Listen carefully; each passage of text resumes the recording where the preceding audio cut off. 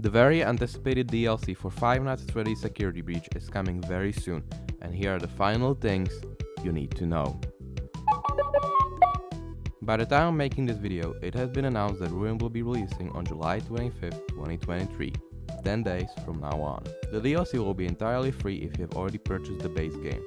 The creators have also released a newsletter detailing what we should expect from it. The DLC will be darker and more scary, taking one of the biggest criticisms of the base game being too light.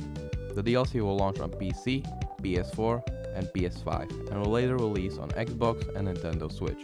And also, the DLC will be almost entirely new content. From the teasers and trailers, we know that we are going to be following a girl named Cassie who is trying to find her friend Gregory in the ruins of the Mega Pizza Plex. From the trailers, we can predict that this is happening sometime after the base game, considering the graffiti and the papers on the entrance.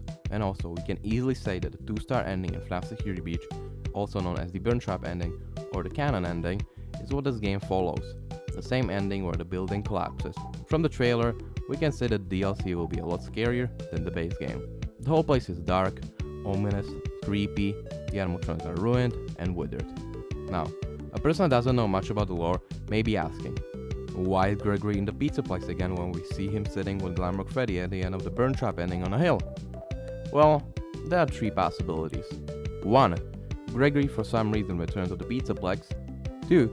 Gregory didn't actually escape the Pizza Plex after the destruction of the building, and this scene is showing us the ending of Ruin rather than the ending of the base game.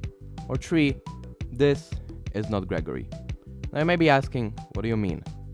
Well, let me introduce you to the newest FNAF book series, Tales from the Pizza Plex, probably one of the most controversial pieces of FNAF media there is right now. Now there is a lot of debate on YouTube, Twitter, Reddit or whatever if these books are canon to the games, and we are still not sure, but I'm going to explain them to you from the view that they are canon. You see, if you don't know anything about these newest books, they are basically 3 short stories that take place in the FNAF universe, mostly by the time when the Mega Pizza Plex still functioned and before the events of Security Breach. They follow different characters and different events that happen in the Pizza Plex or are somehow connected to it. They go from attractions that close in the Pizza Plex because someone dies there, to explaining that the headquarters of Fazbear Entertainment are located in a big tower right behind the Pizza Plex. I recommend you to read some of the summaries or the audiobooks on YouTube to at least be prepared if something from these books appears in the games. These stories aren't really that important by themselves, most of them you don't need to understand the lore and story of the games and just exist to expand the FNAF universe. But there are also stories such as GGY that explain that Gregory was Patient 46 from FNAF Security Breach, was killing therapists and also was possessed by Afton before the events of the game, which could explain that he might be still under control of Afton and might be luring Cassie into the Pizza Plex. Or in the story The Mimic, Tiger Rock and Storyteller, and basically the whole epilogues that these books have, you learn that Burn Trap might not actually be Afton himself, but rather a robot called the Mimic trying to mimic Afton's actions, and the dead corpse inside might be one of his new victims. If I was here to explain the full lore of these books, it will be an hour-long video, so I suggest you watch some summaries or explanations on YouTube, such as these ones from an awesome YouTuber called Ozone. His explanations are absolutely fantastic and they are a short watch to at least understand the basics before diving into Ruin.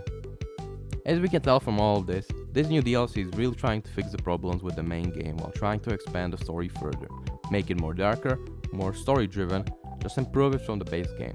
But with all that being said, it is still a DLC and not a full game, so don't expect something super large. But you may never know what we will get. So, let me know what you think about this new DLC. Are you excited? Are you scared? Let me know. So, thanks a lot for watching, and I will see you next time. Bye.